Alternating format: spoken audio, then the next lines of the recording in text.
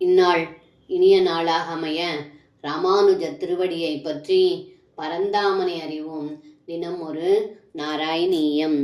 த்ரயம் சேஸ்மின் சத்யலோகே விதிஹரிபுரபின் மந்திரான் யூத்வமூர்த்வம் தேப்யோப்யூத்வம் து மாயா விகிருதி விரஹிதோ பாதி வைகுண்டலோகः தத்ரத்வம் காரணம் பஸ்யபி பசுபகுலே சுத்த சத்வைகரூபி சத்சேத் பிரம்மாத்வயாத்மா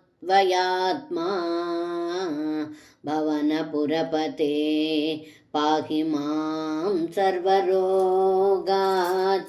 இந்த பாடலுக்கர்த்தம், ஏ குருவாயிரப்பா, இந்த பிரம்மாண்டமான சத்தியலோகமானது பிரம்மலோகம், விஷ்ணுலோகம், சிவலோகம் என்னும் ஒன்றன் மேல் ஒன்றாக அடுக்கடுக்காக உள்ளது.